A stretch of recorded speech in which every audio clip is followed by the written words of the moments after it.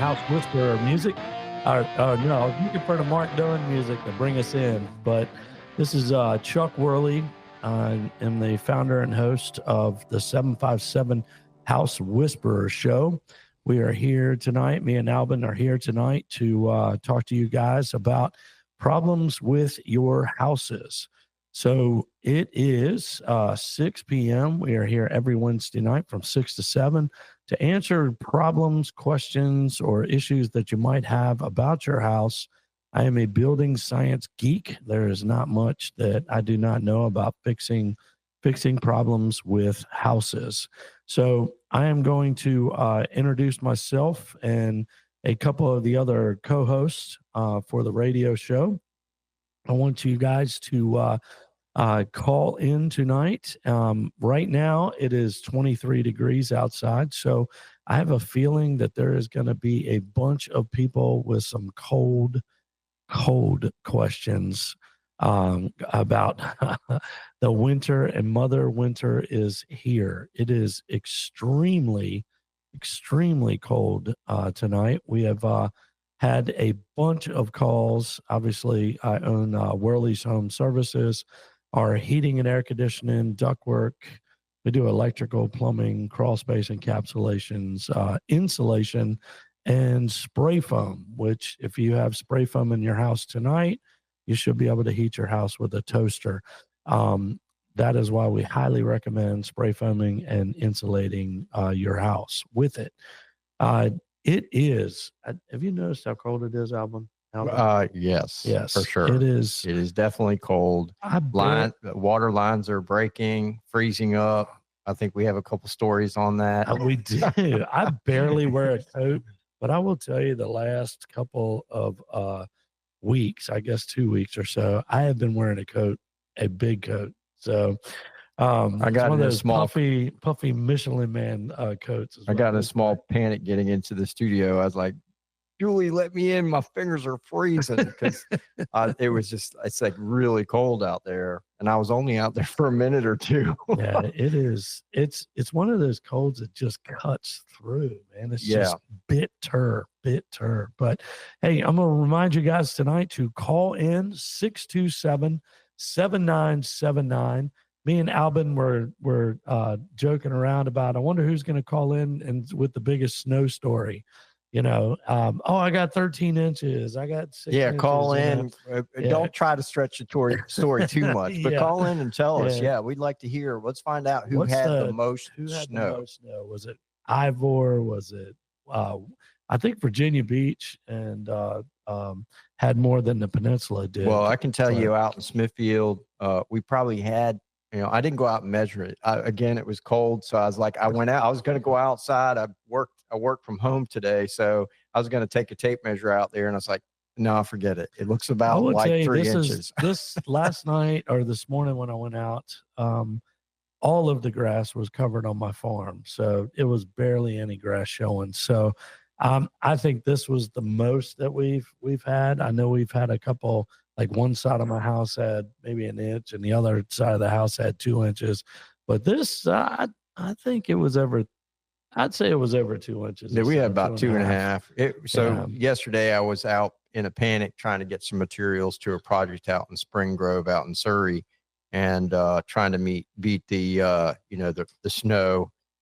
Got caught by whatever happened to the James River Bridge. I guess it got stuck or something like that. So I ended up going shopping for about an hour because I'm like, I'm not sitting here in traffic. So I went into Northern, did some shopping, and then I got over there. And just as I was leaving around 7:45 from Spring Grove, it started coming down. I had to slow down on the way back because none of the roads were treated. I was just really surprised. So just kind of like crawled back to Smithfield. Well, I will tell them myself, and Production Drive does not have any salt on it. And that curb that I went up on, not going very fast. It was a little, that little van, we had to go get it from the, from 19th Street. We had to go pick it up from the home show from this weekend. And I may, most people that know me, I come in hot. So I may or may not have been.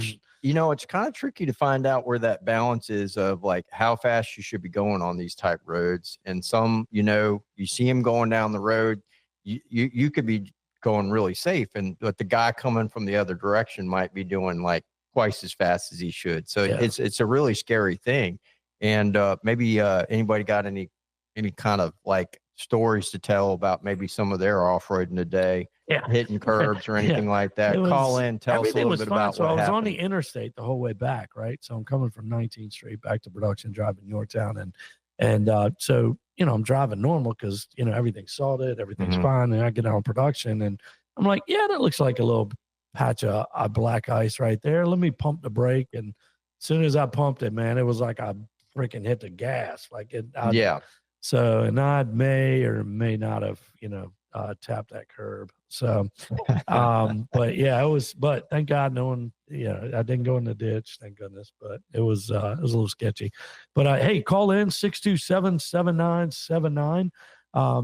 The phone number to call in tonight, 627-7979. Call in with your questions about your house, about ice, about we're always getting calls about open or closed crawl spaces, but we do have some cool prizes tonight from the show this weekend. We had a football, because I figured it's football season.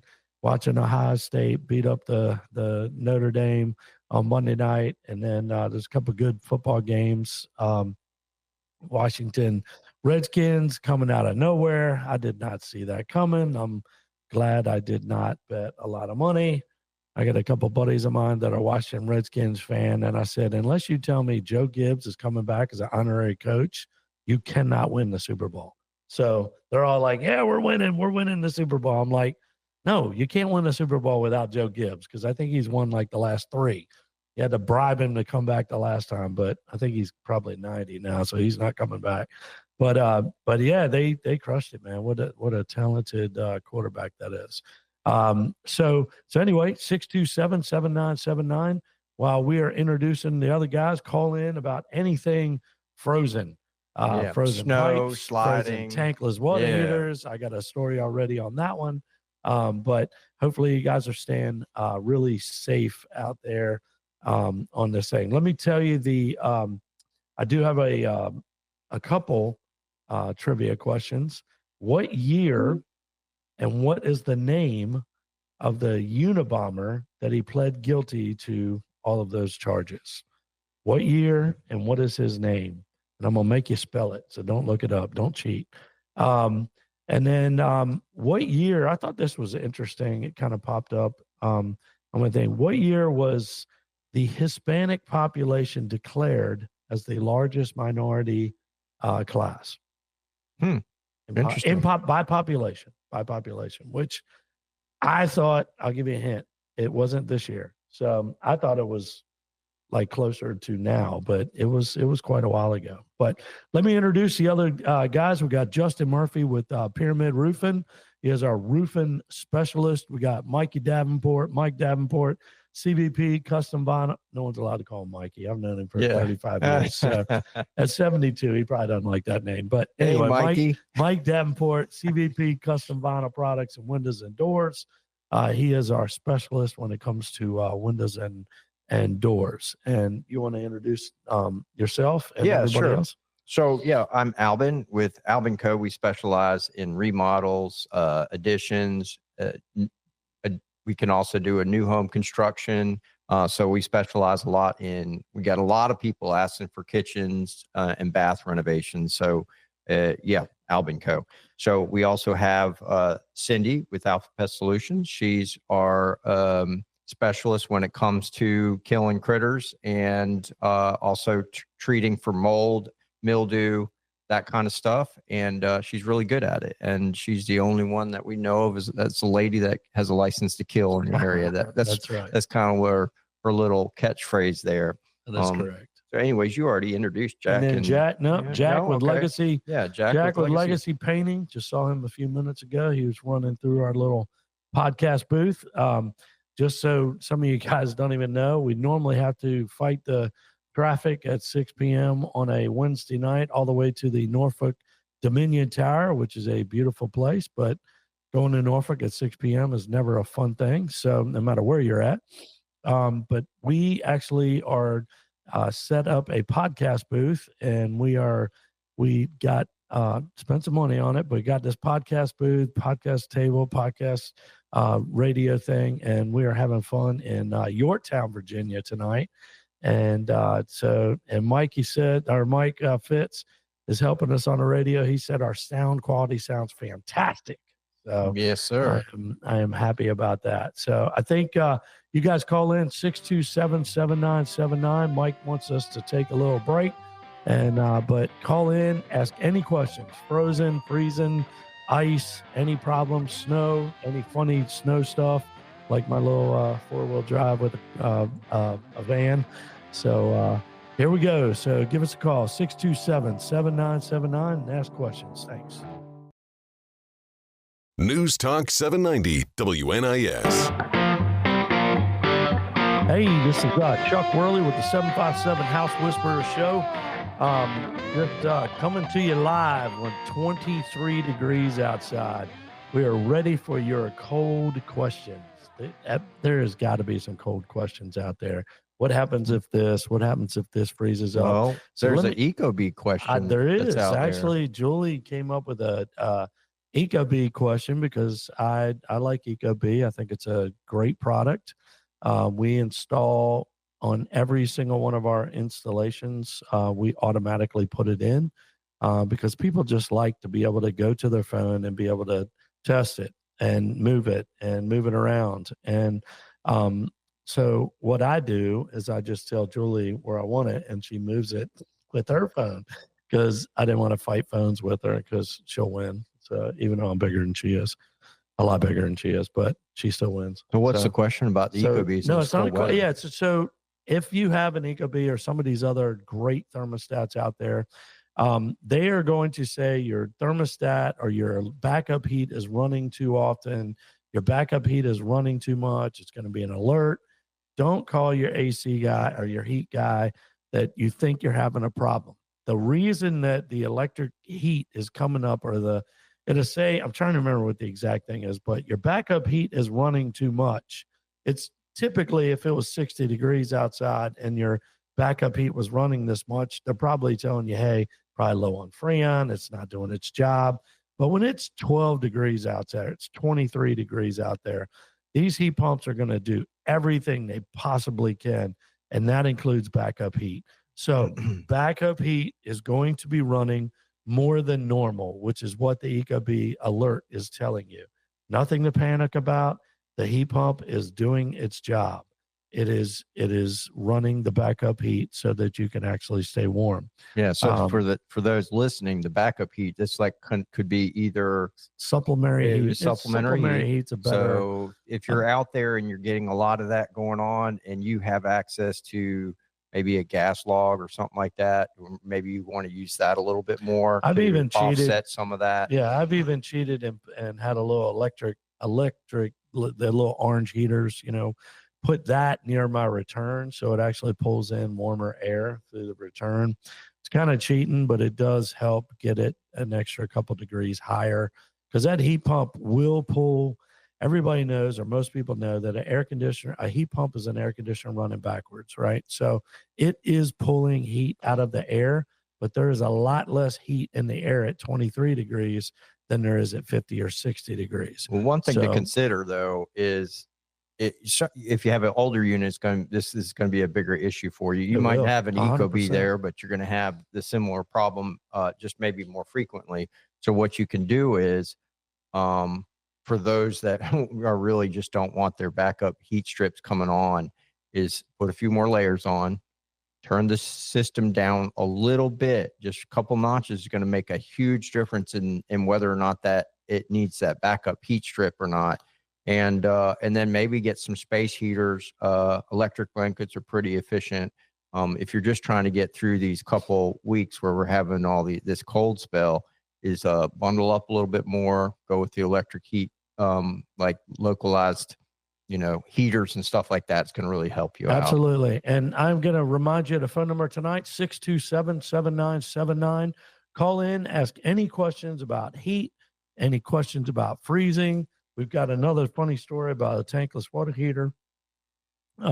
So definitely call in with questions. I know you guys got some questions about what's going on with this really cold. All right. So you got my curiosity on this little story you want to tell on this tankless water heater. I'm guessing it's an outside tankless water heater versus the inside. It is an outside tankless. I'm going to remind people we are doing the Chick-fil-A gift cards this week instead of Starbucks coffee. The two questions are, what year did the Hispanic population get declared as the largest minority population in the United States? The second is, what is the name, and you have to spell it right, and the year the Unabomber pled guilty? I thought I gave the answer. So you can call in for a gift card with Chick-fil-A. Everybody loves Chick-fil-A. So I figured we'd try something different this week. Yeah. All right. So let me tell my situation with the tankless. So tankless gas water heaters are fantastic. I put one on my house 20 years ago, back before they were cool. I wanted to make sure that they worked before I sold them. And I fell in love with that thing. I love the tankless water heater. It is endless. It's not instant. It is endless hot water. You basically cut it on and it never runs out of hot water. You got me beat by a couple of years, but the primary difference between yours and mine is mine's inside. Well, I have a 1,500 square foot house. Mm-hmm. You have a 3,000 square foot house. So you have more room in your house than I have in my house. So that's why mine's on the outside of the house. I put it in the garage. But it did take up wall space in there. But there is one primary difference that kind of impacts whether you want to have it inside and out. And I think that's where you were going with the story. Where I'm going. So if the electric receptacle, so what you do when it's outside, and you don't have to do this until it's 35, 34 degrees outside. You don't necessarily have to do this, but I have a electric tape, wire. Mm-hmm. Yeah, heat tape that is wrapped around the pipes on the outside of the tankless water heater, which is great. So if it's 60 degrees, 50 degrees, it doesn't really matter. You don't need to plug those in because it's not going to freeze. When you start getting down into the 30s, that's when I plug in the tape. There's a receptacle right next to the unit, which it's not specifically for that, but that is what I use it for. And I'm telling on myself, I'm saying it's my house. So it is really important for the GFI circuit not to pop the breaker, because when that happens, then the electric tape doesn't work, and then your tankless water heater on the outside of the house will freeze. You don't get any hot water when that not happens. Endless. Mm-hmm. It is endless because it never started. It never started. So yes, so our endless tankless water heater started with endless today. Yeah. So anyway, we go out there. We're like, what the heck? Why is this thing not working? And what had happened was the daggone breaker popped. So anyway, that obviously has been fixed. So, but yeah, so for those that might be experiencing the same thing, I think we should focus in on what you did to fix that. And that's that heat tape. It's very inexpensive. It is. And you just wrap it around. You really just wrap it around. I mean, it almost looks like an extension cord that doesn't service a tool. And then it's got a plug on the end. You wrap it around whatever wire whatever line or supply line that you're trying to keep from freezing. You're going to have to do it. If it's an outside unit, you're going to have to do both the inbound and the outbound water supplies. So one's going to bring the cold water to the line. That one's still susceptible to freezing. And then you got the outbound, which is going to be the hot water.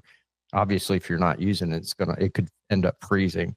In the line itself, right? Funny thing about those is you can't necessarily let those drip. the hot water is not going to cut on until it reaches a certain minimum gallons per minute. I don't know. Maybe you could drip it, but yeah, I don't know. Like just kind of let it. I just wrap the heat tape on it. But that is one thing. If you do have an outdoor tankless water heater, you should really consider, wrapping it with heat tape. I'm going to remind you guys again, 627-7979. We got some open calls.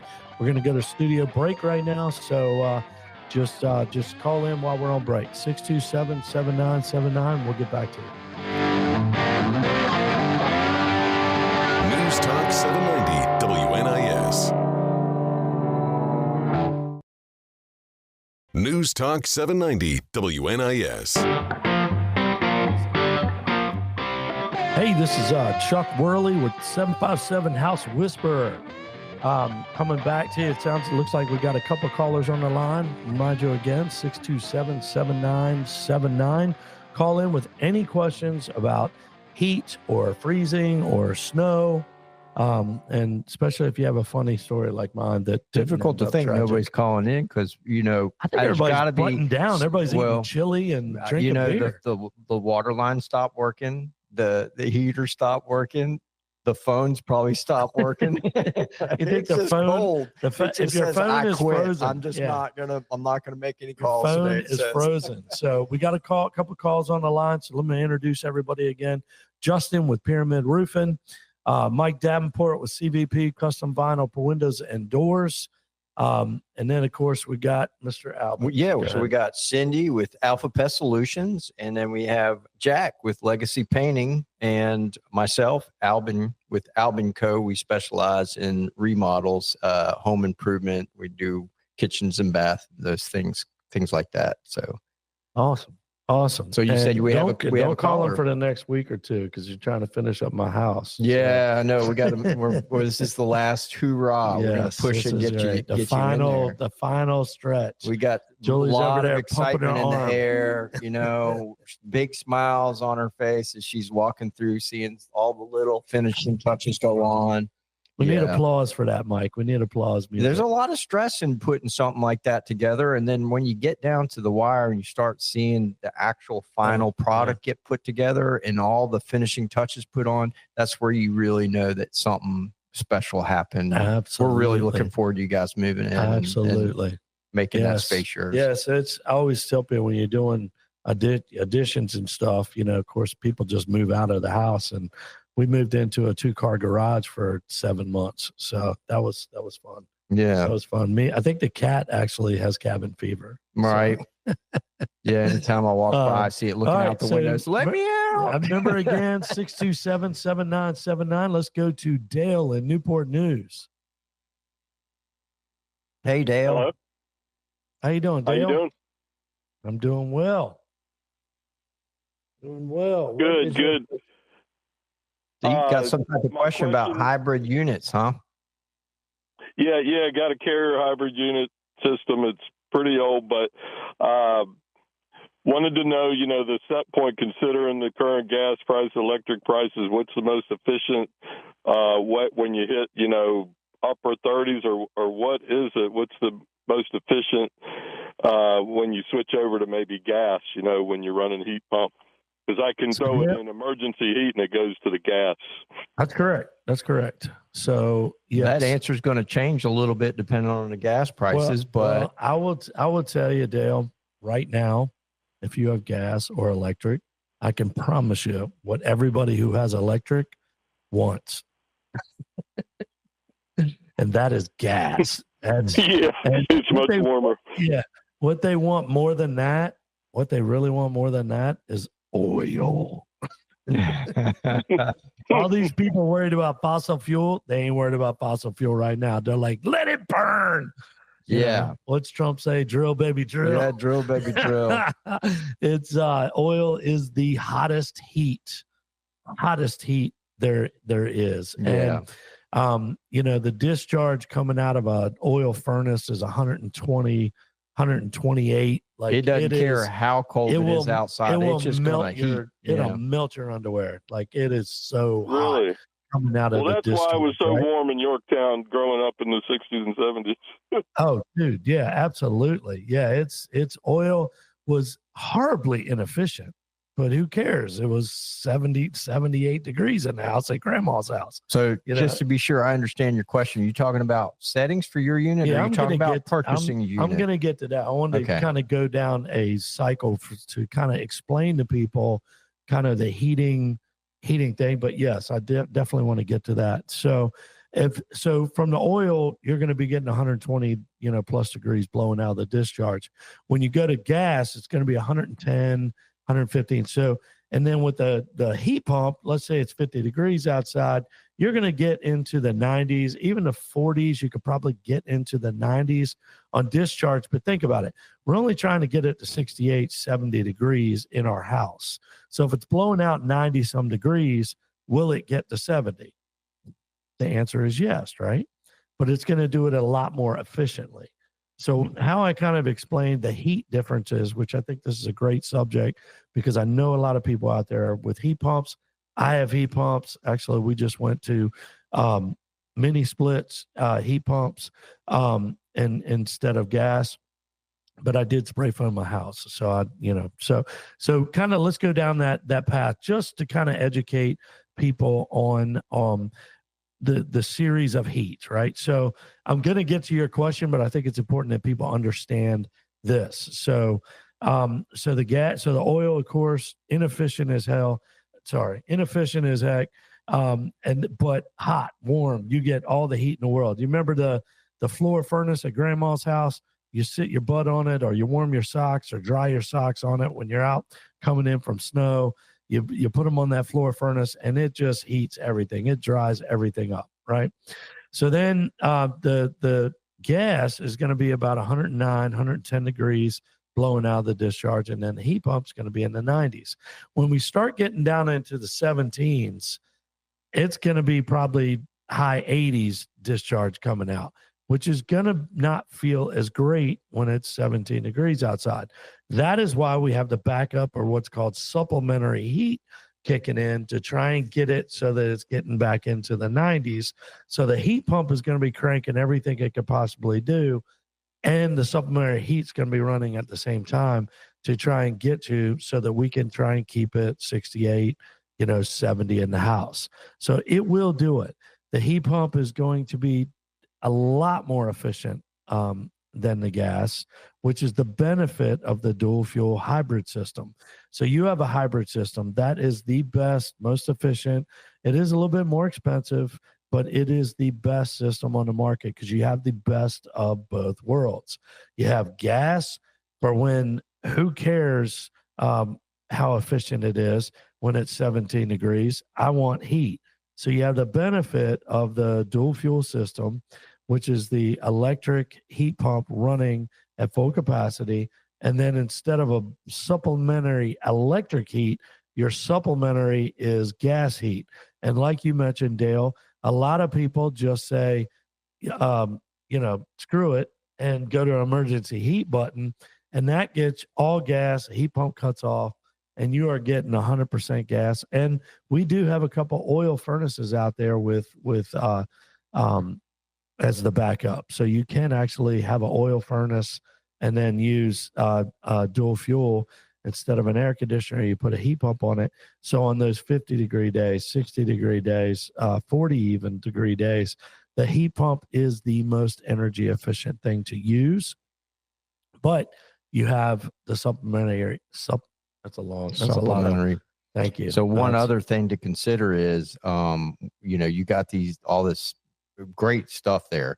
But one thing that we did in our house was we went with the heat strips. They're just electric supplementary heat. And then we got the heat pump, and we chose to have just basically gas logs in the house. So when we're trying to recover in the morning, maybe you have So is that unvented? It's unvented. Okay. So yeah, to kind of explain that a little bit more, just kind of public service announcement stuff tonight. So unvented Actually, I have some of those too. I have heated little whatever, it blows out. There's no flue, right? So you get all the heat. Yeah. So unvented, you keep all the heat in the house. Vented looks so much better though. They're so much prettier, but they don't give out squat for heat. So Yeah. it's Well, so you when gotta you be got a careful. 2-degree difference, you're like, we were going to get into this about the 2-degree set point. I think you made a note of that. Yeah, But, so the Ecobee if was you're, telling people that. yeah. So if you're trying to recover in the morning, or maybe you sleep with the thermostat at 60, who knows, 66, and you want to bump it to 68, or maybe you're going from 68 to 71. Everybody's different. But I just think that Julie little keeps it bit. at 49. It's so daggone so cold in the house when Yeah. she does that. So But just the recovery time is a little faster with the gas logs, the ventless logs, and then of course we're avoiding having those electric backup heat strips coming on. So it's a good option if you're not wanting to go with dual fuel to do something like that where you have the logs in the house somewhere. but by far the dual fuel is a great idea. I will tell you this, that one of our estimators went out on a job last week. It was actually a customer, actually a friend from 15 years ago that we worked together. She had called in. They had actually had a sun, what do you call it? Solar panels on her house. Oh, okay. And he had this 35-year-old gas furnace, and I think the air conditioner was 5 years old. Some dork went out and replaced the outdoor unit and didn't size it right. Anyway, it was a nightmare. So anyway, our estimator was out there, and he's like, why would you put a gas furnace in when you have solar panels? He said, what do you mean? He said, what's your gas bill? He's like, it's like $300 a month. He goes, what's your electric bill? $9. So think about that. Yeah. Why would you put a gas furnace in? You have solar panels. Yeah. So he talked him into putting in a dual fuel system. So guess what his gas bill is going to be? Well, who cares what it is today? He wants gas, right? So his gas is running full time today because it's 20 degrees outside. But on no the average solar panel days, help there. there is no solar. Yeah, it's kind of like a cloudy day. Yeah. Solar panels are great until they're not, right? So anyway, his gas bill is going to drop in half because now he has dual fuel. The heat pump's going to run 70% of the time. His gas bill is going to drop in half. I bet you it'll probably drop. I mean, so his 60%. primary heat source was gas, natural gas, so now it's and he had dual, a straight so AC. it's more like a now it's dual supplementary. fuel. So now his dual fuel, the heat pump's going to run 70% of the time with that setup. Well, his electric bill's $9. So what's it going to be? $12? Yeah. And he's heating his whole house for $3. Yeah. For the whole month. I mean, again, these are exaggerated numbers, but they're real. Like it's going to be nowhere near $300. So I thought that was pretty. I thought that was a pretty cool thing for us to, and nobody else noticed. She had 3 or 4 other people out there. Nobody even noticed it. We look at everything. I mean, that's one of the benefits of Worley's Home Services. We are looking at the whole house. We are building science geeks. I got a weird question for you. I know that there's some units out there that do that will switch between solar and electric. When do you think that's coming? Where you got 2 sources of power coming to your units on a regular basis, where if the sun is out and bright, it will use that versus I don't know that we're right around the corner from that. I do know it exists because one of the manufacturers I was talking to 15 years ago was talking about that, and I don't know how soon we are. Yeah, I was watching some YouTubes on that, and that is some pretty cool stuff there. Where if the sun's way in the sky, you can just basically just run your entire AC unit off of that. Well, I mean, within, you're going to have enough panels there to actually do it. But yeah. Okay. Mike, let's just wait to the end. And then we got John from, hey, thanks, Dale, for calling in. We'll send you that Chick-fil-A gift card to you. And then, all right. Thank John you. Moyoc. Great question. Great question. Yes. Dale. Thanks, Dale. Go ahead, John. You got some frozen pipes and Mr. Moyoc. Well, actually, North Carolina. I checked in with your show halfway through, so this may have come up earlier. I was just going down the road. I don't have frozen pipes, but I have a basic question. You hear all these opinions over the years. I have, as far as cracking your your hose bibs, just so it drips out, and then I've heard, well, you don't want to do your exterior hose bibs, but you should turn on your faucets inside the house. What is the best thing to do when we have a cold snap that's going to be like it is now, freezing for, consecutive days? What do you recommend doing as far as, trying to prevent, besides insulating the pipelines? Other than that, should we crack open and let the water drip through the hose? A couple bib? basic things is you need to be sure, and a lot of people don't realize this. If they run their water a lot and they leave the hose on, and they have like a little one of those little squeeze handles on the end, and they don't turn it off, that's bad news. Be sure to disconnect, at a minimum, disconnect the hose from the bib, and then also you can buy these little foam things to cover them up, but code requires you to cheap, put these frost, what do they call them? Frost-proof sill cocks in, where you basically have the valve is further in underneath the house that protects it. If you don't have those, then yes, you're going to want to, swap them out if you don't have them. But not right now because it's too cold to do it. Yeah, freeze. Yeah.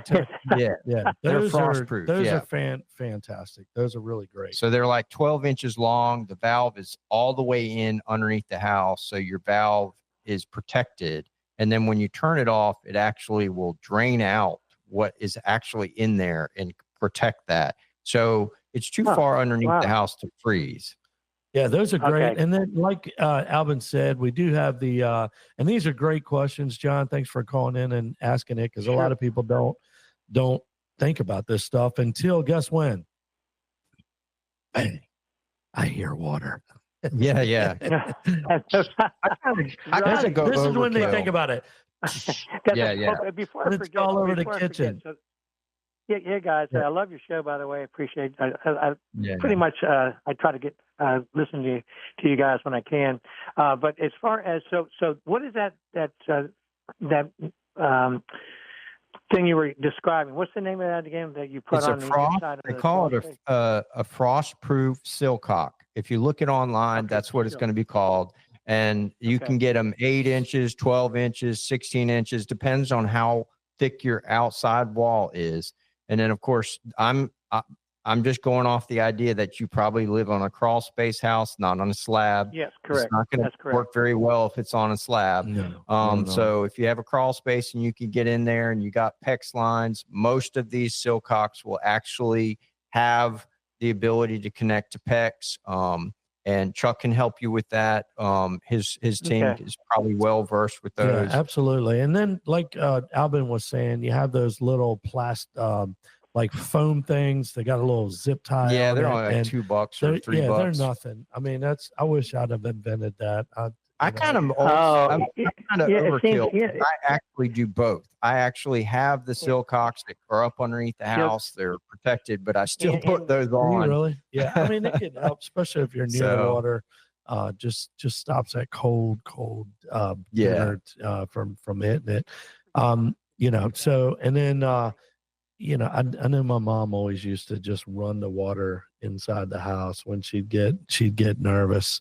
And there's probably a lot of help to that if for some reason your crawl space is not correctly insulated. I mean, if your crawl space is getting too cold, then you're going to have some problems. And then there's one other thing that we were going to talk about is when you're designing your home, if you're looking to build, I never recommend any shower lines or water lines on the outside walls. If I can avoid it, they're going to be in the crawl space. They're going to come up in an inside wall.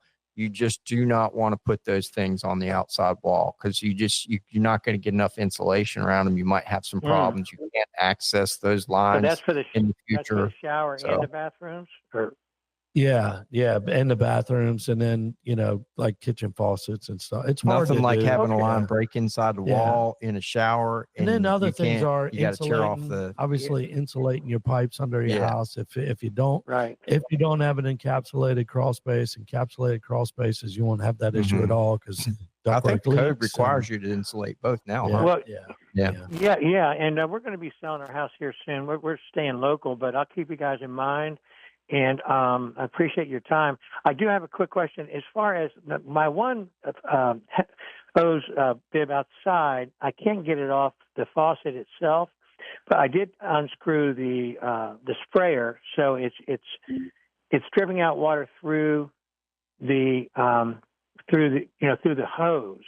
because I can't get the hose off. It's seized onto the faucet. No. If you understand. If you get desperate, just cut it with a. Yeah, just I would cut it cut off. the hose. Like, I Yeah, would if get you it get in off a the house. situation Okay. where Getting a new hose is cheaper than a new release. Oh, I'll definitely cut the hose. I had channel locks out there and everything, and the more I squeezed, I don't know if it's aluminum, I don't know what the metal on metal, it just seized up. It was a new hose, and I can't get the darn thing off. So anyway, I have it dripping right now through the hose, and it's open on the other end, but still, I know that's not the best case scenario. I guess I could go ahead and cut the hose. Well, let me like you get, said, I would cut the hose off. I would just, hey, so we got to get these trivia questions answered. In 2003, the Hispanic population was declared as the largest minority thing, which I thought it would have been a lot sooner than that, like later, like now, I would have thought. But what year was the Unabomber Ted Kaczynski, K-A-C-Z-Y? Kaczynski, yeah. Thank you. And then 1998. I know his name, but I don't know the date. But 1998. Two. And then I got two. One. We were at the home show this weekend in Virginia Beach at 19th, the convention center. Fantastic showing. We had a couple thousand people. You were giving away some cash out there. We were giving out. So I had a football wrapped with cash. So next time you guys hear them at a home show, you want to come out, because we've been wrapping balls, basketballs, footballs with cash, and you got to guess. So I had a good friend of mine, John Harwood. Shout out to John Harwood. Shout out to St. Pius. We grew up together over there next to Azalea Inn. He guessed $201 was wrapped around. He was wrong. So I was going to say, because he was friends with me, he couldn't win, but that would be everybody, because I'm friends with everybody. But Mary Beth Rickhoff guessed 209, and it was actually 206, I think is what it was. And so anyway, that's pretty she close. won. Yeah, she won. And there was everything. They had $1,500, $500. I'm like, my God, it's just a football. Yeah. But you can't see all the cash. It could be something. But I had it wrapped in plastic. It was, I said, you know what? Let's just have some fun. Right. So that's what we did. So Miss Rickoff is going to get $206 Sweet. cash. So that's awesome. Thank you guys for listening to the show. Thanks for calling in. They had some great questions. And that is us, 757 House Whisperer. Thank you. All right.